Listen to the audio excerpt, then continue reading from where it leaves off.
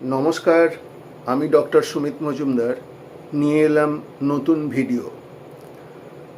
সম্প্রতি মাননীয় সুপ্রিম কোর্টের নির্দেশে যে 26,000 শিক্ষক শিক্ষিকার চাকরি বাতিল হয়েছে, সেই রায়ে মাননীয় সুপ্রিম কোর্ট বলেছেন যে 31শে মের মধ্যে তাদের জন্য নতুন করে বিজ্ঞপ্তি এবং 31শে ডিসেম্বরের মধ্যে তাদের নিয়োগ সম্পূর্ণ করতে হবে রাজ্য সরকারকে।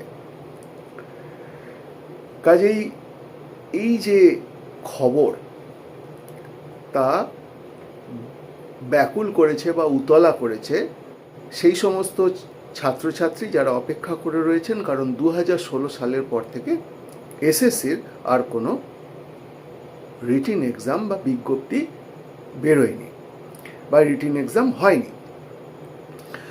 তো সেই কারণে আমাকে বিভিন্নজন বিভিন্নভাবে বিভিন্ন প্রশ্ন করছেন। তাদের সেই নানা রকম প্রশ্নের একটা সোজাসুজি উত্তর দেওয়ার জন্যই এই মাধ্যমকে আজকে আমি বেছে নিয়েছি এবং সেই কারণে ভিডিও করছি। আমাকে অনেকজন অনেক রকম প্রশ্ন করছেন। কেউ কেউ বলছেন যে 2016 সালে যারা পরীক্ষা দিয়েছিলেন তারা সবাই যখন পুনরায় পরীক্ষা দিতে পারবেন, তাহলে তাদের জন্য যে রিটেন এক্সাম হবে সেই রিটেন এক্সামের জন্য আমি কি কোনো পড়ানোর ব্যাচ শুরু করেছি,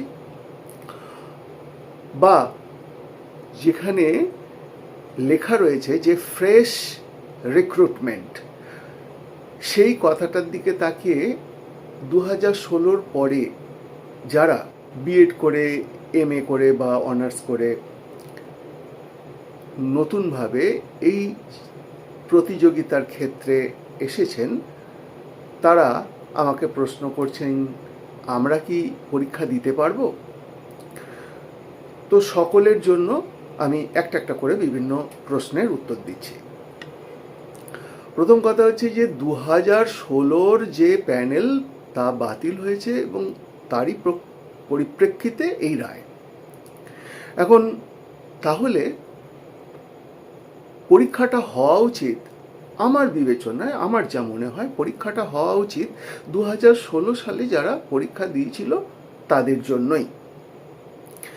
এবার 2016 সালে যারা পরীক্ষা দিয়েছিলেন তারা যদি পরীক্ষা দেন, তাদের জন্য বিষয়টা কিন্তু অনেকটা কঠিন, কারণ তারা অনেকে ডিট্যাচড হয়ে গেছেন, বা যে সমস্ত মাস্টারমশাইরা স্কুলে পড়াচ্ছিলেন তাদেরও কিন্তু অবস্থার পরিবর্তন হয়েছে।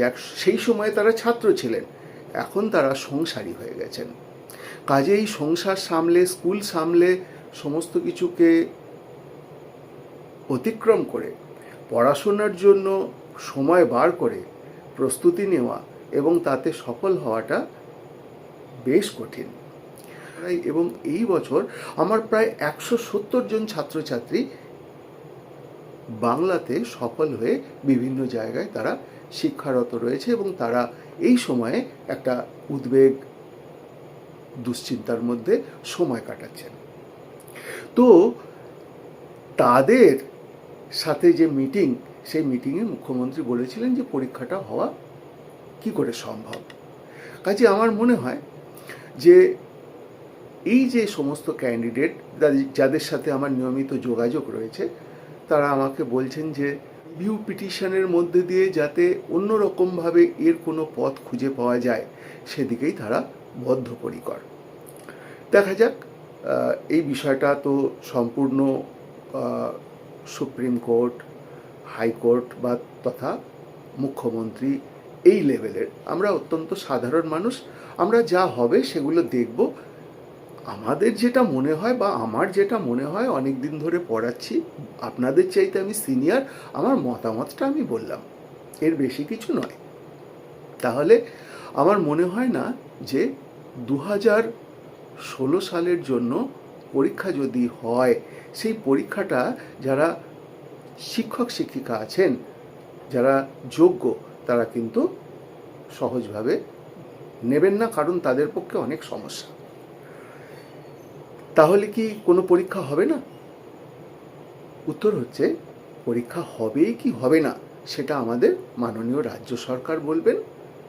তাদের কাছ থেকেই যতক্ষণ না বিজ্ঞপ্তি বেরোচ্ছে আপনারা কোনো পদক্ষেপ নেবেন না।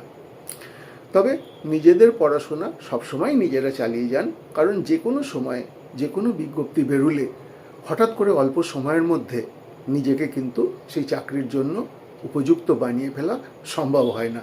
যেমন আপনারা দেখেছিলেন ইতিমধ্যেই মাদ্রাসার পরীক্ষা হয়েছে, সেখানে অল্প সংখ্যক সিট ছিল, কিন্তু যারা পড়াশোনা করেছে তারা কিন্তু সেখানে রিটিন পরীক্ষায় পাস করেছে এবং খুব সম্প্রতি হয়তো কোনো সময়ে দেখবেন তাদের প্যানেল বেরোচ্ছে এবং আপনাদের আশেপাশেই দেখবেন বিভিন্নজন সেখানে চাকরিতে যোগদান করছে।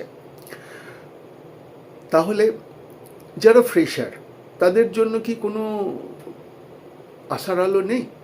আমি বলবো 100% আছে। কারণ আপার প্রাইমারির যে সমস্যা সব মিটে গেছে এবং দীর্ঘদিন ধরে এসএসসির কোনো বিজ্ঞপ্তি নেই।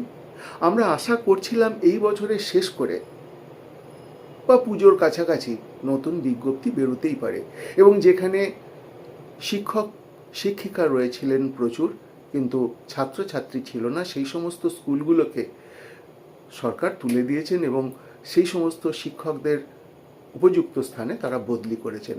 কাজেই সরকারের তরফে যে সমস্ত কাজগুলো ছিল বিজ্ঞপ্তি বার করবার জন্য, সেই সমস্ত দিক কিন্তু অনেকটাই গোছানো হয়ে গেছে। কাজেই আমার মনে হয় নতুন বিজ্ঞপ্তি খুব তাড়াতাড়ি বেরোনো উচিত। এই যে 2016 সালের জন্য সুপ্রিম কোর্ট যে মে মাসের 31 তারিখের মধ্যে যে বিজ্ঞপ্তি দিতে বলেছেন, সেই বিজ্ঞপ্তি যদি বেরোয় তাহলে সরকার যদি এমন কোনো বিষয়ে ভাবেন যে ওই যে ভ্যাকেন্সি ছিল সেই ভ্যাকেন্সি যারা 2016 সালে ছিলেন তাদের জন্য রাখলেন, উপরন্তু কিছু এক্সট্রা ভ্যাকেন্সি ক্রিয়েট করে, মানে রয়েছে ভ্যাকেন্সি, সেই ভ্যাকেন্সি দেখিয়ে একটাই পরীক্ষা হয়তো নিলেন এবং সেই পরীক্ষার মধ্যে দিয়ে যারা ফ্রেশার তারা পরীক্ষায় বসার সুযোগ পেলেন। সরকার যদি এরকমভাবে ভাবেন তাহলে আপনারা অনেকেই পরীক্ষায় বসতে পারবেন। কাজেই আপনাদের জন্য সামনে সুযোগ আসছে এবং আপনারা নিজেদের প্রস্তুতি নিতে থাকুন। নিজেদের যে পড়াশোনা সেখান থেকে সরে যাবেন না। অবশ্যই হতাশা আসে, দীর্ঘদিন যদি বিজ্ঞপ্তি না বেরোয়, পরীক্ষা না হয়, নিজেকে প্রমাণ করতে না পারা যায়, তাহলে মনের মধ্যে হতাশা আসে। এ বিষয়ে আমি অবশ্যই জানি, যেহেতু আমি আপনাদের সাথে রয়েছি, যে অনেক ছেলে মেয়ে আস্তে আস্তে সময়ের সাথে সাথে ডিপ্রেসড হয়ে গিয়ে তারা অন্য লাইনে চলে যাচ্ছে বা পড়াশোনা ছেড়ে দিচ্ছে। কাজেই আমি বলবো যে যতদিন সম্ভব ধরে রাখা যায় ধরে রাখুন, এবং আশা করছি এই বছর 2025 একটা কোনো আশার আলো হয়তো আপনারা দেখতে পেতে পারেন। কাজেই আমার যারা ছাত্রছাত্রী রয়েছেন 2016, তারা অনেকে আমাকে ফোন করছেন নতুন ব্যাচ আমি শুরু করছি কিনা। তাদের জন্য আমি বলি, আপাতত সরকার যতক্ষণ না বিজ্ঞপ্তি দিচ্ছেন ততক্ষণ পর্যন্ত কিন্তু আপনারা যারা 2016 সালে ছিলেন আপনারা কি করবেন, মানে ব্যাচে নতুন ভর্তি হবেন কি হবেন না সেই বিষয়ে সিদ্ধান্ত নেবেন না। কিন্তু যারা ফ্রেশার রয়েছেন তারা অবশ্যই শুরু করুন, জোর কদমে এগিয়ে চলুন, কারণ আপনাদের জন্য নতুন বিজ্ঞপ্তি কিন্তু খুব শীঘ্রই আসতে চলেছে বলে আমার মনে হয়। আশা করি আমি আমার এই সংক্ষিপ্ত যে আমার ভিডিও, তার মধ্যে দিয়ে আমার যে ব্যক্তিগত ধারণা আমি তা তুলে ধরলাম। সময়ের সাথে সাথে দেখা যাবে আমি যা বললাম, আমার যা ধারণা, সেটা কতদূর সঠিক। সবাই ভালো থাকবেন, ভালো করে প্রস্তুতি নিন। নমস্কার।